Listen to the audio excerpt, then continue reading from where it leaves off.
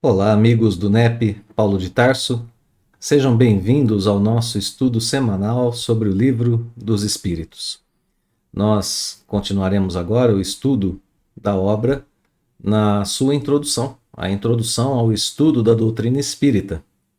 Lembramos que no estudo anterior nós acompanhamos os argumentos, o raciocínio de Allan Kardec a nos apresentar algumas palavras novas que ele acabava de criar com a intenção de formar uma sólida base para o estudo da doutrina. Então vimos ali as palavras, por exemplo, espiritismo e espírita. E depois, o entendimento da doutrina sobre a palavra alma. Depois de uma análise minuciosa que Kardec faz sobre a compreensão da palavra alma, inclusive compreensão por outras ideologias, por outras filosofias, religiões e assim por diante. A partir dali, então, ele apresenta o conceito espírita da palavra alma. O passo seguinte dessa introdução ao Livro dos Espíritos é um passo muito interessante, porque a partir de agora o codificador começa a nos mostrar como é que vai nascer a doutrina espírita. Então, estudaremos agora o terceiro item dessa introdução, que vai apresentar para a gente, passo a passo, a formação básica da doutrina espírita, começar a apresentar, né? Isso vai sendo apresentado no decorrer de toda a introdução ao estudo da doutrina. Então, o primeiro passo desse texto, desse item 3 da introdução, é apresentar o fenômeno das mesas girantes como sendo um fato. As mesas girantes se movem. Isso é um fato. Estava acontecendo na época de Kardec. Precisamos lembrar, né? Contra fatos não há argumento. As mesas se movem. Bem, as mesas se movem, então o passo seguinte é: a partir desse ponto, temos um fato, temos mesas girantes. O passo seguinte é: a discussão agora se dá sobre o que causa esse fato, o que causa esses fenômenos, qual é a causa deles, o que provoca esses movimentos em mesas, que, como todos nós sabemos, não se mexem naturalmente, né? Não está na natureza delas o movimento. Então, a partir daí, a gente vai acompanhar esse nascimento da doutrina espírita, que, portanto, nasce a partir da observação de fatos, da observação de fenômenos. O que, em relação à ciência física, né, ciência da matéria aqui no planeta Terra, é um procedimento idêntico. As leis do mundo físico são retiradas da observação de fatos, da observação de fenômenos. A doutrina espírita partiu desse mesmo princípio. Começou dessa mesma forma. No entanto, para a gente começar o nosso estudo, eu quero ler uma frase de Allan Kardec que está no artigo Fraudes Espíritas, na Revista Espírita de 1859. Para quem quiser ler depois, o artigo todo encontra-se facilmente na Kardecpédia, por exemplo, né? Então, Revista Espírita de 1859, o artigo Fraudes Espíritas. Kardec escreve, abre aspas: nosso objetivo não é convencer incrédulos. Se não se convencem pelos fatos, menos o fariam pelo raciocínio. Seria, pois, perdermos nosso tempo. Fecha aspas. Então, a gente pensou essa frase ali da Revista Espírita para que a gente pudesse fundamentar na ideia do próprio codificador o que está acontecendo aqui no Livro dos Espíritos. O objetivo dessa apresentação primeira, né, do nascimento da doutrina, não é convencer incrédulos. Não é esse o objetivo principal e nem primeiro. Se algum incrédulo, né, com a característica que a gente vai ver aqui pedida por Kardec, ler e se convencer, ótimo, mas o objetivo não é esse. Porque muitas vezes o incrédulo olha para o fato e não se convence. E o que Kardec está apresentando aqui para a gente é uma sequência racional, uma sequência de razão, uma sequência lógica. Eu observo um fato, procuro dele suas causas, e então dessas causas eu tiro leis que regem esse fato, que regem esse fenômeno. Então Kardec está fazendo mais aqui do que querer convencer incrédulos, né? É mais do que isso. É um passo de estudo para a doutrina, um passo de estudo para a nossa vida em geral. Aprendemos aqui com Kardec que é possível observarmos os fatos da nossa existência terrena, fenômenos da nossa existência, agora aqui na nossa vida mesmo, né? Terrena, e desses fatos tirarmos as causas espirituais e as consequências espirituais. Com o estudo mais profundo da doutrina, a gente vai se transformando em pessoas capazes de trilharem esse caminho, observarmos o que acontece conosco na vida física e buscarmos as causas espirituais desses acontecimentos e dali também tirarmos consequências para o futuro do nosso comportamento diante desse acontecimento, desse fato, desse fenômeno que é a vida na carne, a vida no corpo físico. Mas vamos com calma, vamos voltar ao texto, né, ao nosso terceiro item da introdução, que, portanto, vai apresentar para a gente esse caminho, que é um caminho do pensamento, que é um caminho do intelecto. Olhar para o fenômeno e dele tirar aquilo que precisa ser tirado para a formação das bases doutrinárias, das bases da doutrina espírita. Vamos dar uma olhadinha então nesse primeiro parágrafo. Kardec escreve: como tudo que constitui novidade, a doutrina espírita conta com adeptos e contraditores. Então, né, doutrina nascente vai ter ali adeptos e contraditores. Vamos tentar responder a algumas das objeções desses últimos, algumas objeções dos contraditores, examinando o valor dos motivos em que se apoiam, sem alimentarmos, todavia, a pretensão de convencer a todos, exatamente como a gente viu agora há pouco na Revista Espírita, né? Pois muitos há que creem ter sido a luz feita exclusivamente para eles.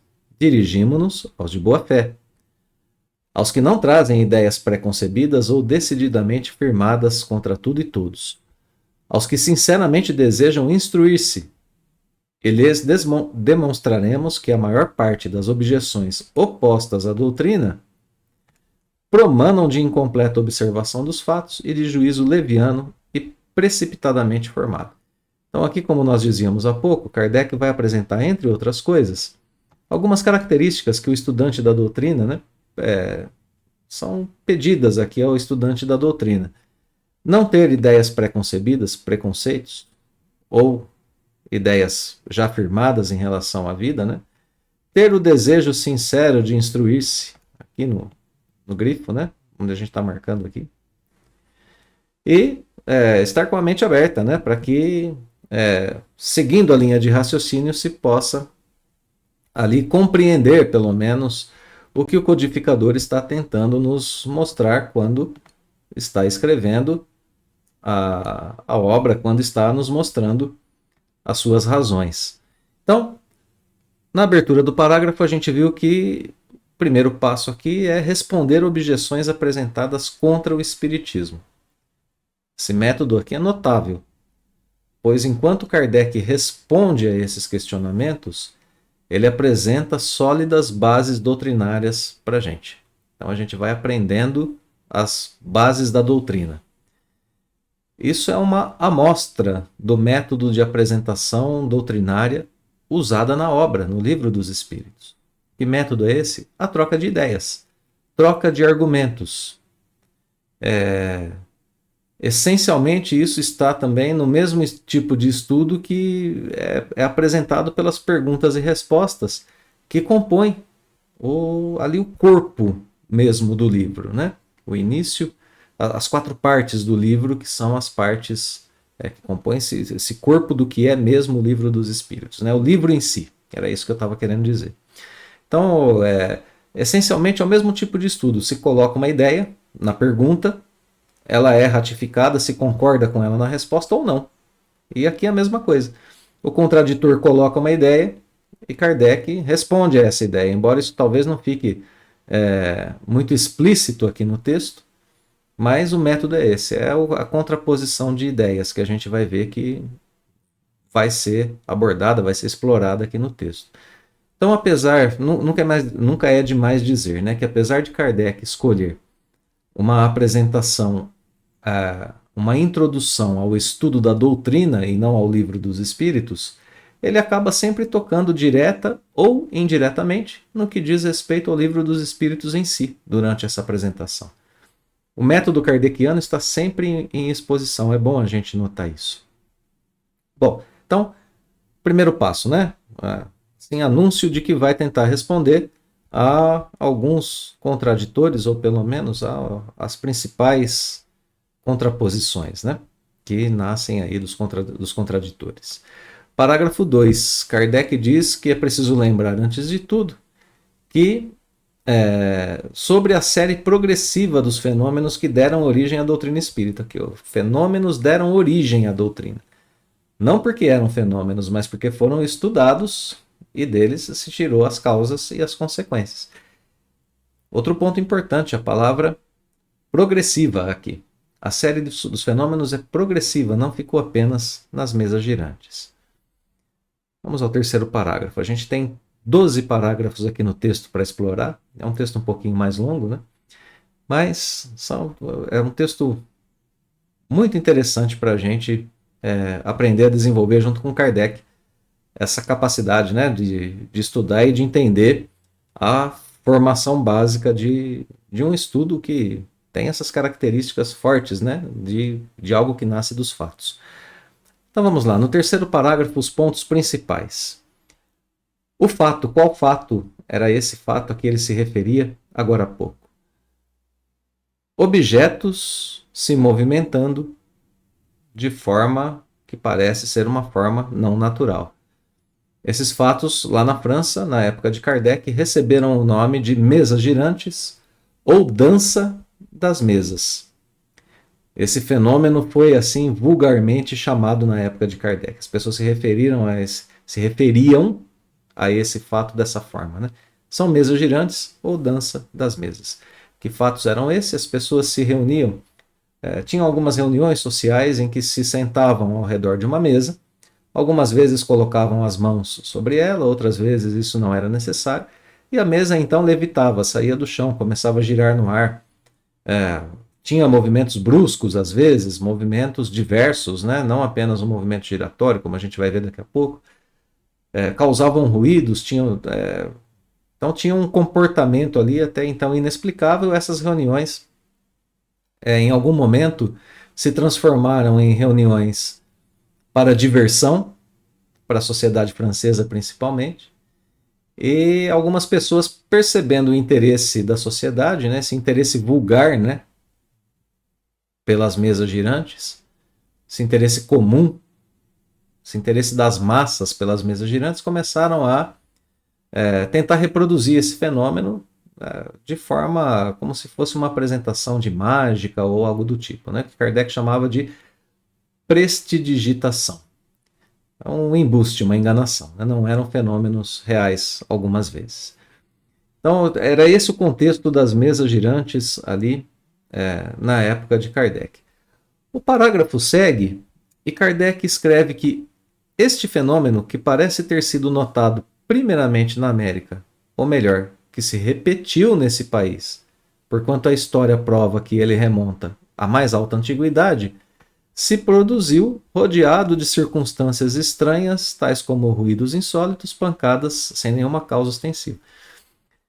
Eu fiz questão de ler esse trechinho porque a gente vê aqui o relato, né, desses fatos que geraram curiosidade nas pessoas em relação a eventos que nunca antes tinham sido vistos.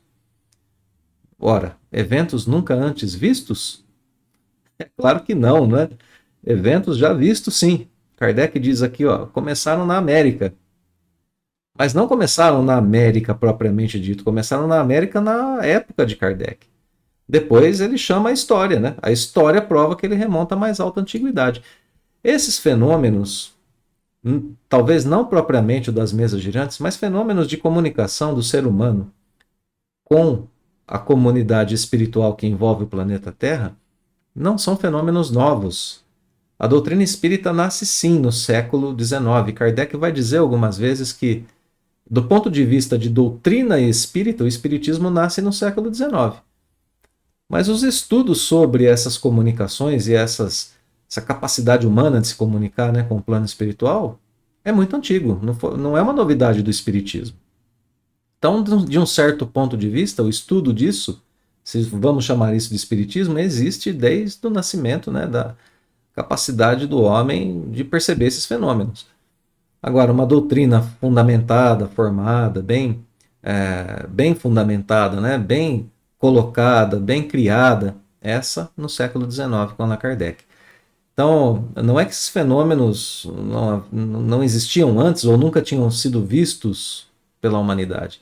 Eles não tinham sido vistos antes, talvez com essa frequência e intensidade com as quais aconteceram em meados do século XIX, ali, quando Kardec, ou um pouco antes até, né? Final do século XVIII, começo do século XIX, quando chamam a atenção de Kardec e ele desenvolve a doutrina. Com essa frequência e essa intensidade, talvez não antes. Para toda uma comunidade, para toda a humanidade. E por que isso se dá na época de Kardec? Justamente para que a gente despertasse para a necessidade do desenvolvimento da nossa espiritualidade, do desenvolvimento do nosso conhecimento sobre o plano espiritual, sobre a vida dos espíritos, a vida espiritual que pertence a todos nós, né? Somos espíritos encarnados. Então, ainda somos espíritos, estamos encarnados, continuaremos vivos como espíritos depois da morte do corpo físico. Então, notemos aqui que o fato novo não são os efeitos físicos, nem a comunicação dos espíritos. O fato novo aqui é a frequência e a intensidade com que esses fatos estavam correndo no mundo todo, né? A multiplicidade das experiências, conforme está sendo narrado aqui, torna o fato algo inegável. Está todo mundo presenciando. O mundo todo está vendo. Bom, continua o texto, né, dizendo que então da América esse fenômeno começou a acontecer na Europa e outras partes do mundo. Olha só, né, a série de acontecimentos. A princípio, apenas incredulidade em relação a esse fenômeno. E aí, então, o que nós dizíamos, a multiplicidade das experiências não mais permitiu que se duvidassem do fenômeno, do fato que estava acontecendo. Notemos que até aqui Kardec não falou nada de doutrina espírita ainda. Ele apenas fez referência aos fatos das mesas girantes, né? Continua o texto, vamos ao quarto parágrafo. Esse quarto parágrafo agora começa dizendo que se tal fenômeno fosse limitado ao movimento de objetos materiais, poderia explicar-se por uma causa puramente física. O parágrafo começa dessa forma. Então, a primeira consideração sobre a causa do fenômeno é a hipótese de ser uma causa material. E aqui esse é o primeiro argumento dos contraditores. Os contraditores diziam na época, né? Tem mesas girando, as mesas são materiais. A causa é uma causa material, não tem nada de espírito aí. Como o próprio parágrafo segue, dizendo que a gente está longe de conhecer tudo que existe na natureza, todas as propriedades que ela possui, e cita a eletricidade como um exemplo. A eletricidade multiplica diariamente os recursos que proporciona ao homem e parece destinada a iluminar a ciência com uma nova luz. Então, não teria nada de impossível a princípio, como o parágrafo está escrevendo, né?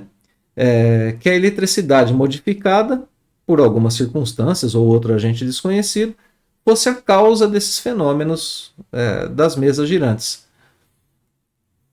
Então, ali leva-se em consideração até a reunião das pessoas, né? Aqui no finalzinho do parágrafo. Reúne-se muitas pessoas, aumenta-se a potencialidade, porque a reunião de conjunto de pessoas, né, poderia agir como uma pilha múltipla, causando ali o movimento das mesas, dando energia, né, para o movimento das mesas. Bom, vale lembrar que os conhecimentos sobre eletricidade ainda eram muito pequenos na época de Kardec. Então Kardec está apresentando isso aqui como uma hipótese colocada pelos contraditores da doutrina. A gente precisa ter, assim, uma lucidez a respeito disso, sermos razoáveis, né, com o que Kardec está dizendo aqui. Então, só para a gente ter uma ideia de como era a ideia da eletricidade, né, na época de Kardec, ali no comecinho do século XIX, 1819, 1820, é que começa a se pensar união da eletricidade e de magnetismo. Até então, né, a gente sabe que a eletricidade já era conhecida há muito mais tempo que isso, mas, por exemplo, união de eletricidade e magnetismo só no comecinho ali do século XIX. Motor elétrico inventado por Faraday só em 1821. Ohm analisou matematicamente o circuito elétrico em 1827. Olha só, está muito perto já ali do nascimento do Livro dos Espíritos, né? Bem contemporâneo ali ao nascimento do livro. Então, eletricidade, magnetismo vão ser unidos ali só depois, um pouquinho depois, em 1861, 1862. Só nas décadas, né, mais avançadinhas um pouco assim ali do século XIX é que nasceram não, desculpe, é que surgiram estudos mais profundos, como por exemplo, de gente muito importante conhecida, né, nessa área, como por exemplo Nikola Tesla, Thomas Edison, Alexander Graham Bell e assim por diante. E só aí, então, do meio para o fim do século XIX, é que a eletricidade deixou de ser assim algo mais voltado à curiosidade para se transformar em uma ferramenta essencial para a vida humana, né?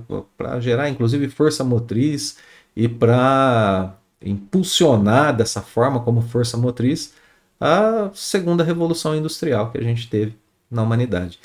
Então,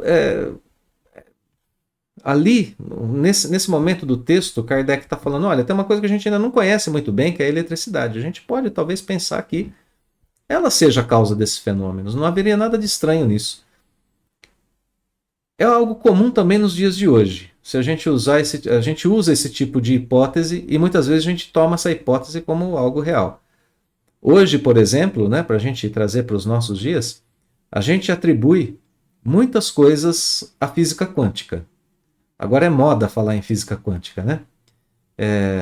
Inclusive a interdisciplinaridade presente no avanço da ciência dos dias de hoje contribui para isso, para esse tipo de hipótese. São colocadas muitas hipóteses. Hoje essa interdisciplinaridade, né, que a gente vê nascendo hoje com união de várias disciplinas da ciência, por exemplo, bioquímica, biofísica e assim por diante, né?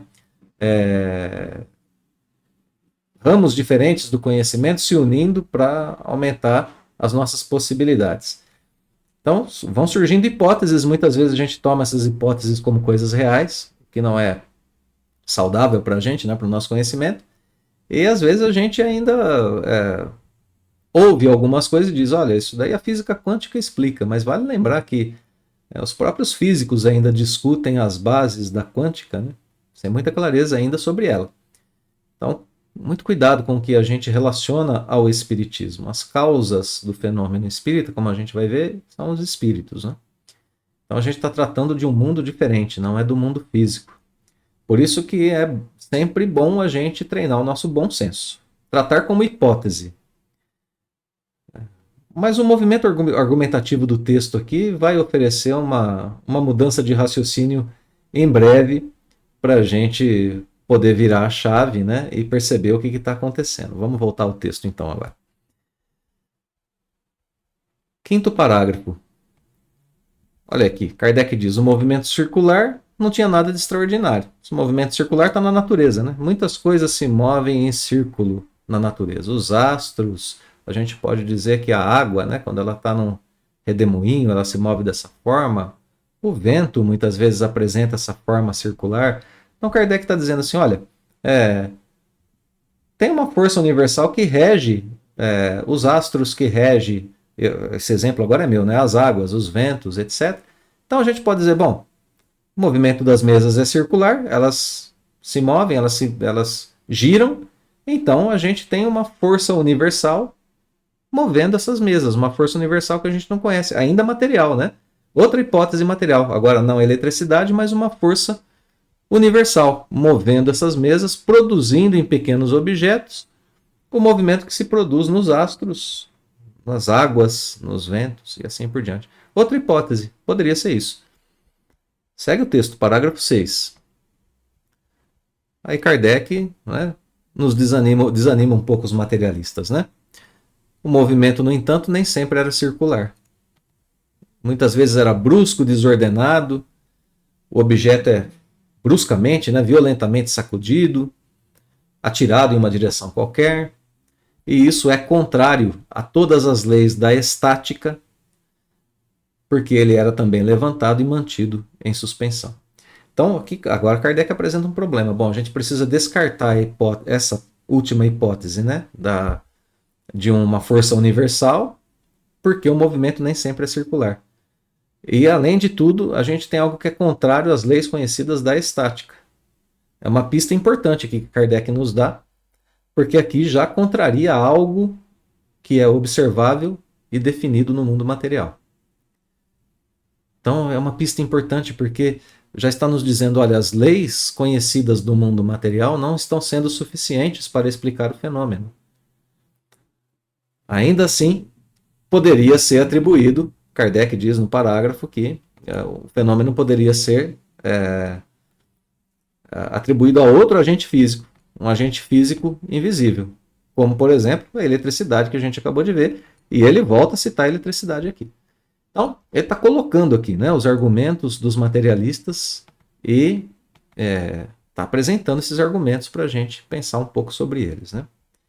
Bom, parágrafo 7 diz que até mesmo a questão dos ruídos pode ser atribuída ao mundo físico. Pode ser acumulação de algum fluido, de alguma energia. Cita de novo a eletricidade, né? Perdão, aqui vou marcar. A eletricidade não produz formidáveis ruídos? Produz.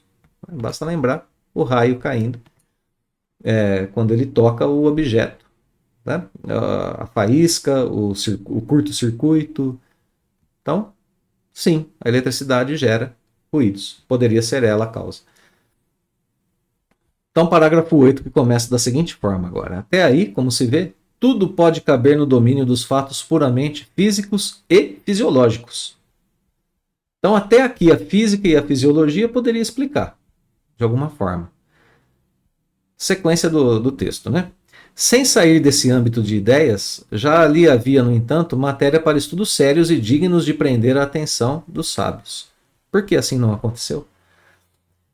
Então, vejamos, né? É penoso dizê-lo, mas o fato deriva de que causas que provam entre mil outros semelhantes a leviandade do espírito humano.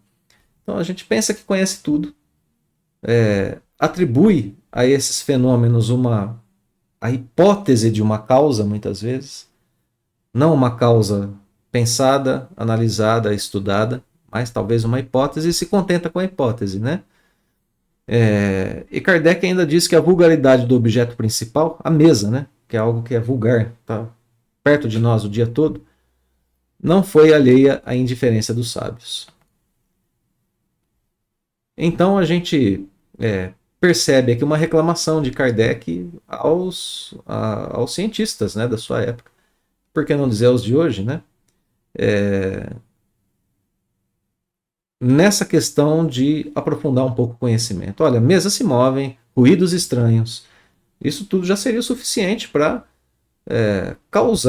despertar a curiosidade das pessoas que querem desenvolver um estudo sério sobre alguma coisa aqui no âmbito físico. Então Kardec está dizendo, olha, descobrir a causa física já seria interessante. E aqui a gente começa a perceber que o primeiro argumento que contradiz a doutrina espírita é o argumento materialista. O argumento que atribui causa física aos fenômenos que estavam se apresentando na época de Kardec. Esses são os primeiros contraditores do espiritismo, a hipótese materialista. Porém, olha a reclamação de Kardec, os próprios materialistas, os próprios cientistas não se interessaram em apontar as causas reais do fenômeno. Apesar do material interessante que eles tinham nas mãos para estudo, né? Então, ele atribui isso à leviandade humana. Pensa ou age de forma irrefletida, precipitada, isso é ser uma pessoa leviana, né? Pessoa que pensa ou age dessa forma. Não reflete, atribui, lança uma hipótese como se fosse a verdade um aparente conhecimento, isso daí, esse fenômeno de mesas aí, a eletricidade facilmente explica. Né? Para os dias de hoje, esse fenômeno espiritual aí, como dizíamos há pouco, né? a, a, a quântica facilmente explica. Mas não dá a explicação, né? De como acontece, as causas, ali, depois das causas, a sequência de fenômenos, como acontece, né? O porquê e o como. Então, colocar uma hipótese quase qualquer pessoa coloca. Agora, só os sábios vão perceber, e os sábios perceberam que por detrás daqueles fenômenos estavam algumas coisas com uma seriedade muito grande que precisava ser descoberta, precisava ser explorada, precisava ser estudada, analisada de forma pormenorizada, né? Para que então nascesse aquilo que nós conhecemos hoje como doutrina espírita. Poderia nascer um novo ramo, poderia nascer aqui não a doutrina espírita, mas poderia nascer um novo ramo das ciências que estudam a eletricidade. Poderia nascer um novo ramo das ciências que estudam a eletricidade no corpo humano, por exemplo. Claro, bioeletricidade poderia ser a causa do fenômeno. Né? Poderia nascer um novo ramo da ciência dos movimentos dos corpos, da física, né? Novo ramo da física, que estuda o movimento dos astros, percebe o reflexo do movimento dos astros nas mesas, então, novo ramo da física. Ora, qualquer dessas ramificações era possível até esse momento. Mas a partir do momento em que Kardec se inteira do fenômeno, desperta sua curiosidade e vai até ele, aí então o codificador começa a estudar esse fenômeno e daí nasce a doutrina espírita. Então é muito importante a gente lembrar, né, que nós começamos o nosso estudo de hoje com essa ideia. É preciso olhar o fenômeno e depois é preciso ter a mente aberta para o que virá. Pode nascer daqui algo material ou não. Algo de alguma ciência conhecida ou mesmo uma ciência nova do mundo material. O que não foi o caso, né? Dali nasceu o Espiritismo. Vamos seguir o texto agora, vamos ao 9º parágrafo. Ainda continua se dirigindo, né, aqui aos contraditores, né, materialistas principalmente. Sem atenderem a que o movimento podia ser impresso a um objeto qualquer, não apenas a mesas, né? A ideia das mesas prevaleceu, sem dúvida, por ser o objeto mais cômodo e porque a roda de uma mesa, muito mais naturalmente do que em torno de qualquer outro móvel, se sentam diversas pessoas. Ora, os homens superiores são com frequência tão pueris, tão infantis, né? Que não há como ter por impossível que certos espíritos de escola, espíritos elevados, hajam considerado deprimente ocuparem-se com o que se convencionara chamar dança das mesas. É mesmo provável que se o fenômeno observado por Galvani o fora por homens vulgares e ficasse caracterizado por um nome burlesco, ainda estaria relegado a fazer companhia à varinha mágica. Qual com efeito o sábio que não houvera julgado uma indignidade ocupar-se com a dança das rãs? Então aqui vamos entender um pouquinho o movimento argumentativo de Kardec para esse parágrafo 9, que é maravilhoso, né? Ele diz o seguinte, olha, justificativa para as mesas girantes, chamar a atenção das pessoas, era ali, as reuniões sociais, é muito comum reunir-se em torno de uma mesa. E os fenômenos espíritas deveriam chamar a atenção de toda a humanidade. Então, para quase todas as pessoas têm isso por hábito, se reunirem em torno de uma mesa. E aí Kardec começa a citar no parágrafo certas características humanas, como, por exemplo, a infantilidade dos homens que se julgam superiores. São infantis, né? Kardec se refere aqui a uma ideia de vulgaridade ligada aos fenômenos das mesas girantes, o que afasta aqueles a quem ele chama de espíritos de escola, tanto quanto a infantilidade daqueles que se julgam homens superiores. Então Kardec está falando assim, olha, esses homens que se julgam superiores disseram que o fenômeno era vulgar demais para ser estudado. E claro que espíritos superiores não vão, né, espíritos jamais avançados não vão se aproximar desse tipo de homem, desse tipo de pessoa, que pensa saber de tudo. E a comparação que Kardec faz aqui no texto, eu vou voltar o texto um pouquinho na tela para a gente lembrar. A comparação que Kardec faz é com a descoberta de Galvani, a descoberta chamada Dança das Rãs. Também contemporâneo ali de Kardec, conta a história que Galvani, né, ele fazia algumas experiências nas quais ele cortava as perninhas de algumas rãs mortas já. E para fazer esse corte, ele utilizava um bisturi metálico.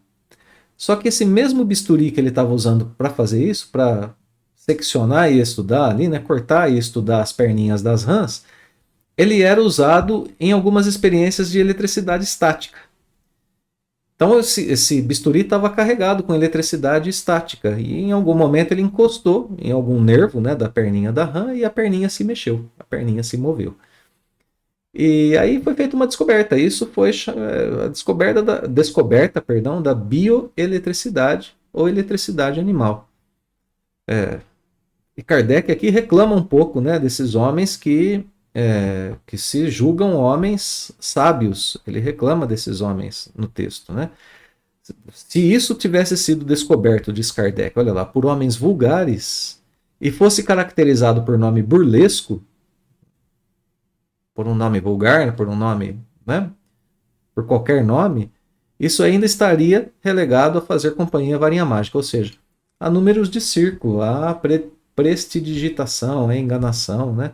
A dança das rãs seria uma coisa mágica. Não seria ciência, é isso que Kardec está reclamando. Então, se Galvani apresentasse isso a homens incrédulos, a homens de mente fechada, né, a esse tipo de espírito, ele não teria, e tivesse deixado isso, melhor dizendo, né, nas mãos desse tipo de pessoa, nós não teríamos a descoberta da bioeletricidade ou da eletricidade animal. Mais tarde, né, surgiu o termo galvanismo.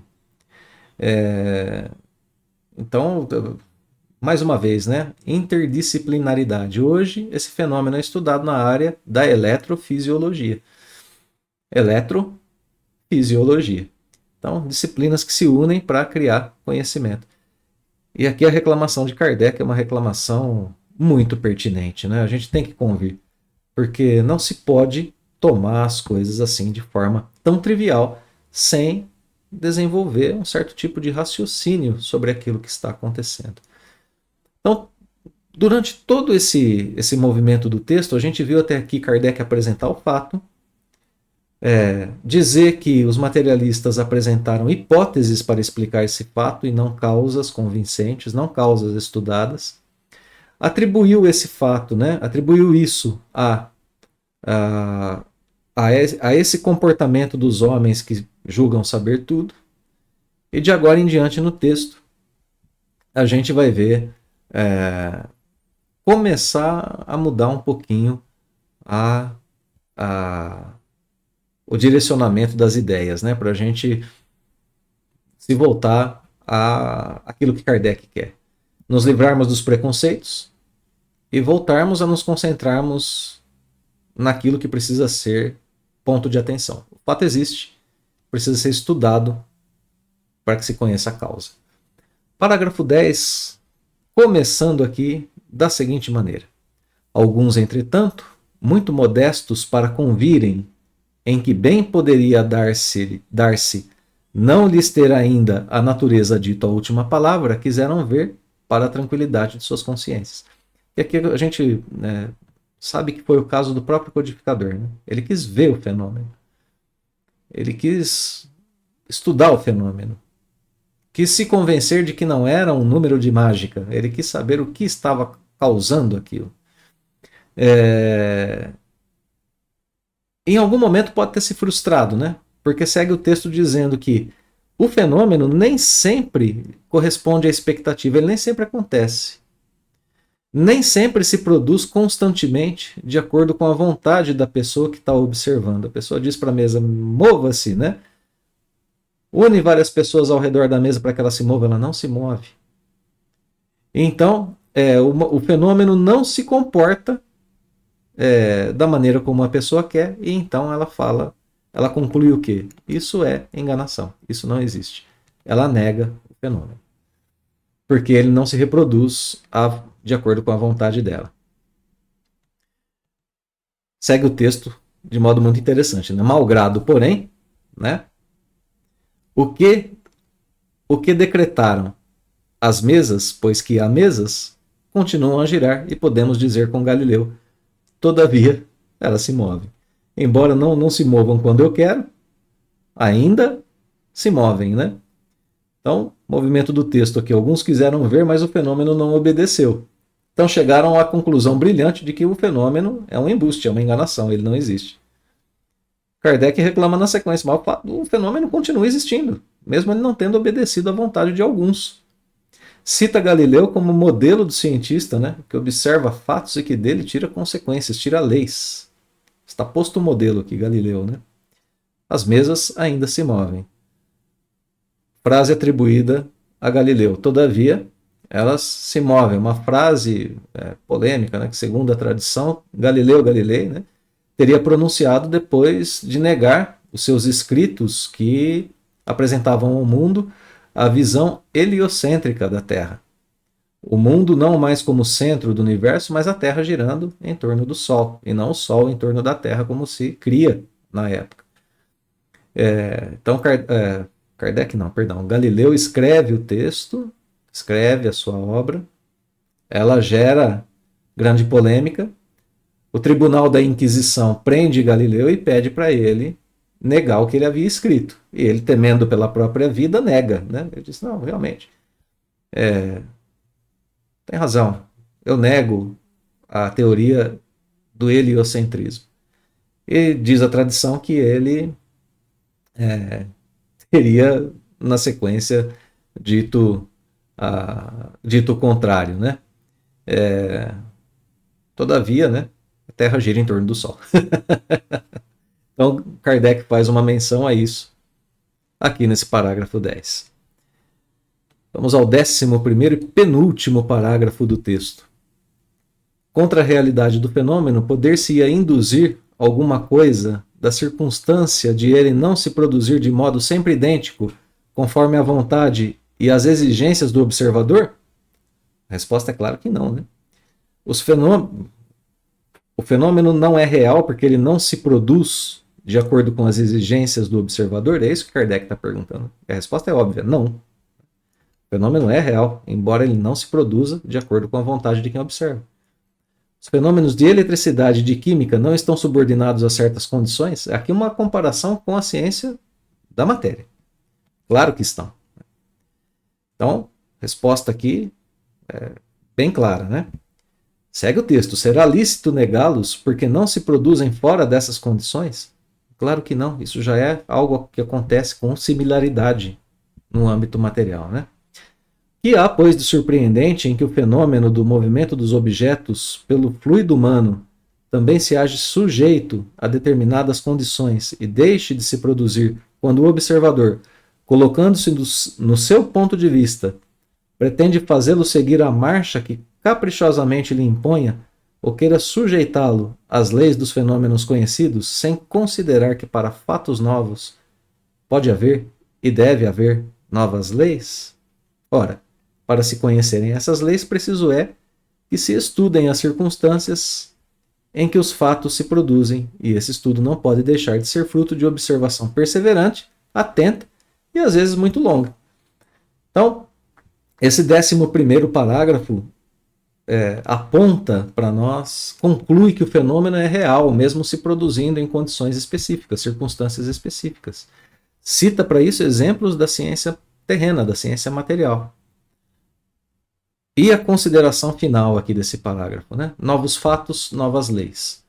E aqui a gente já tem a introdução à ideia de outras leis que não as leis da matéria.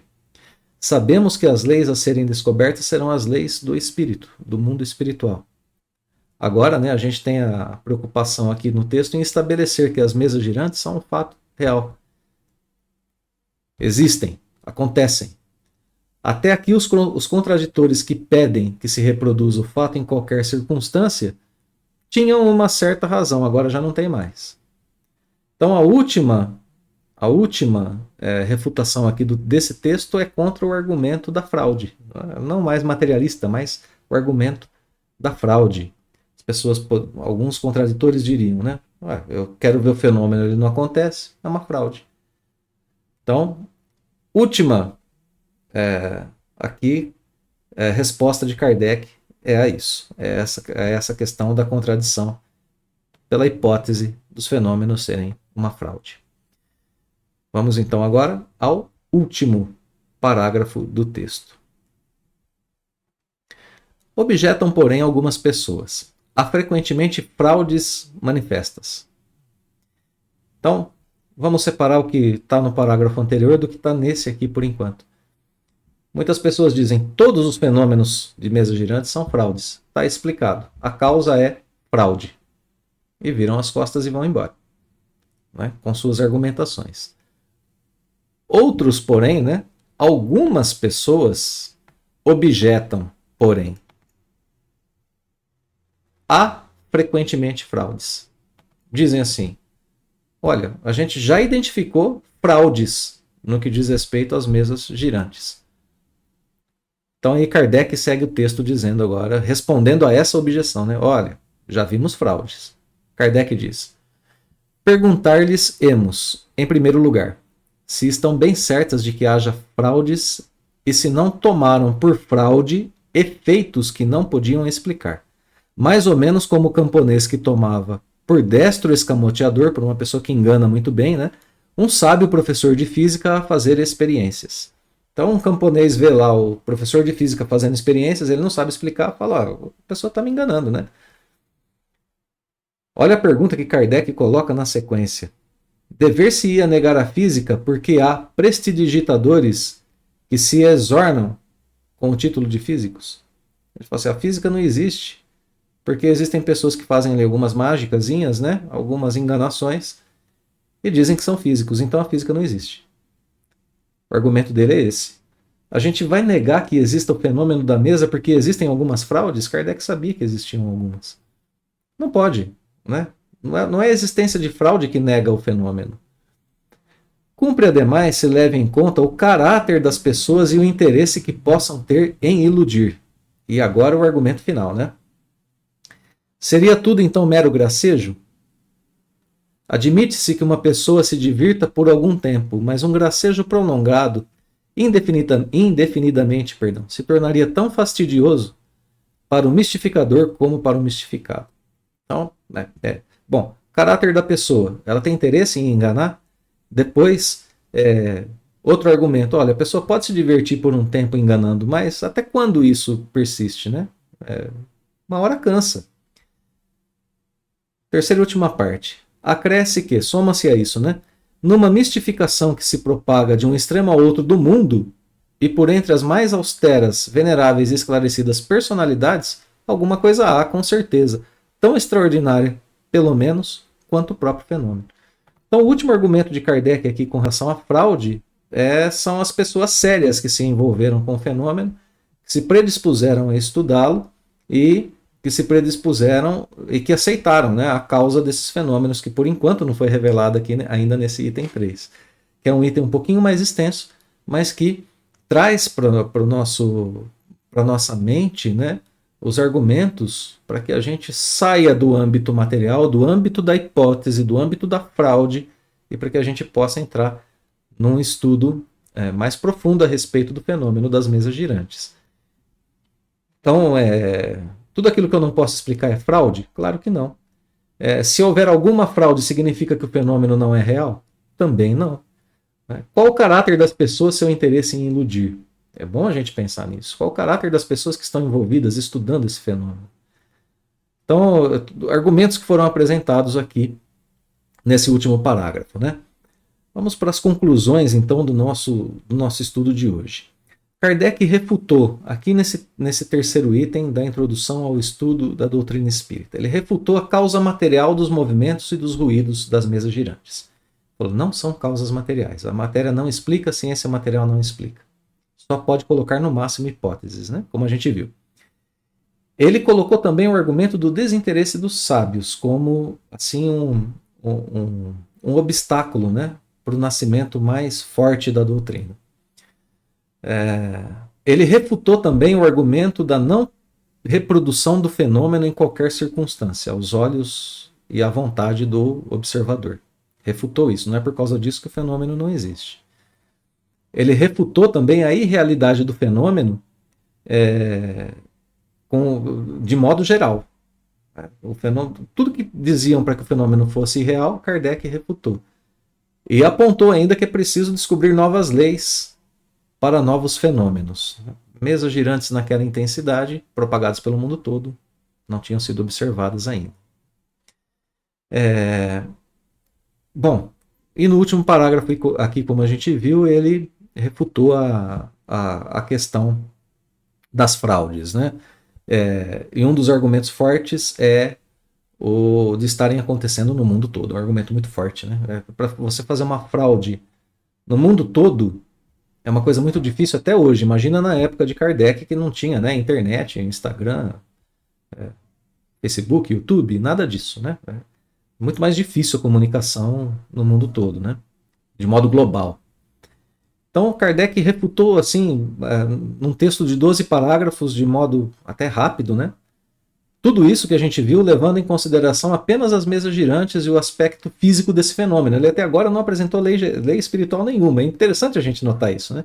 Ele só refutou através do próprio fenômeno. Mas o fenômeno foi, como a gente viu, progressivo. Portanto, há mais o que considerar e isso vai ser tema dos próximos estudos, principalmente do estudo seguinte. Né?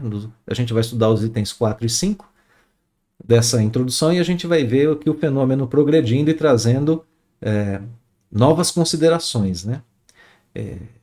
Para que a gente possa, assim como Kardec, ultrapassar essa barreira simples do fenômeno, do fato, e, como abordamos no início, tirarmos desses fatos, desses fenômenos, as consequências que modificam vidas e modificam vidas para melhor. Se a gente quiser um exemplo disso que Kardec falou, eu puxei só um exemplo dessas diversas personalidades que se envolveram com o Espiritismo, e uma delas foi Vitor Hugo. Vitor Hugo, durante um exílio, né, que ele precisou viver, teve contato com sessões de mesas girantes, e ele dizia que havia se comunicado com espíritos de pessoas ilustres que já haviam falecido, né? Entre eles Shakespeare, Dante, Racine, Molière e assim por diante. E entre os espíritos que entraram em contato com ele, com Vitor Hugo, estava o da sua filha, Leopoldine. Ele se converteu ao espiritismo e declarou o seguinte: a mesa girante ou falante foi bastante ridicularizada. Falemos claro. Esta zombaria é injustificável. Substituir o exame pelo menosprezo é cômodo. Né? Substituir o estudo pelo menosprezo é uma coisa cômoda, mas pouco científica, escreveu ele. Acreditamos que o dever elementar da ciência é verificar todos os fenômenos, pois a ciência que os ignora não tem o direito de rir deles. Então a ciência, de modo geral, mas a nossa ciência, o nosso conhecimento íntimo, né, individual de cada um de nós, tem que ser guiado pelo mesmo princípio. A gente não pode ridicularizar, a gente não pode rir, a gente não pode menosprezar aquilo que a gente não se deu ao trabalho de conhecer. Aqui um movimento maravilhoso, né, do texto de Kardec, e aqui percebido por Vitor Hugo e outras grandes mentes da época de Kardec. Para a gente encerrar então o nosso estudo de hoje, vamos lembrar, né? Moisés e Jesus também trouxeram fenômenos físicos ao conhecimento da humanidade. Moisés, através de fenômenos físicos como as pragas do Egito, o maná que caiu do céu, a abertura do Mar Vermelho, a própria grafia, né, da tábua dos 10 mandamentos no alto do Monte Sinai, eventos físicos que despertavam o povo hebreu naquela época. Jesus, através das curas, transformação de água em vinho, seu caminhar sobre as águas, tudo isso para chamar a atenção do seu povo e também dos gentios para a realidade do mundo espiritual. Tudo isso já deveria ter chamado a atenção da humanidade para essas causas e objetivos espirituais nas duas revelações anteriores, milenares, né? Já milenares. Moisés e Jesus de modo mais incisivo ali na vida das pessoas que estavam com eles. O Espiritismo, com esses eventos, com esses fatos, com esses fenômenos físicos, veio para chamar a atenção de toda a humanidade sem um vínculo de personalidade, sem termos o pai Moisés, nem o irmão mais velho Jesus. Nem um vínculo de personalidade, nem um vínculo de etnia ou de religião. É, antes de qualquer outra coisa, um convite à humanidade para a consideração e a descoberta da espiritualidade. Por isso os fenômenos. Depois, o seu aperfeiçoamento, né? Aperfeiçoamento da doutrina no código moral de Jesus. A tarefa é nossa, em comunhão com os bons espíritos e com Deus, continuarmos a propagação desse conhecimento, continuarmos a nos aventurarmos pelas linhas da espiritualidade, pelo aprofundamento da nossa espiritualidade, através do autoconhecimento, da autorreforma, no aprendizado das leis de Deus, através do nosso guia maior, que é o Cristo, e através desses estudos maravilhosos que o Espiritismo nos apresenta e que nós estamos agora estudando, e dos quais nós estamos agora estudando o nascimento. Então, que nós tenhamos as mentes, os corações abertos, a disponibilidade para que a gente possa, se livrando de nossos preconceitos, para que a gente tenha a perseverança de aprofundar esses conhecimentos aqui, vendo passo a passo com Kardec e aplicando em nossas vidas. Um fraterno abraço a todos, um agradecimento pela companhia em mais um estudo. Fica o convite, eu espero por vocês, a gente se vê na próxima semana.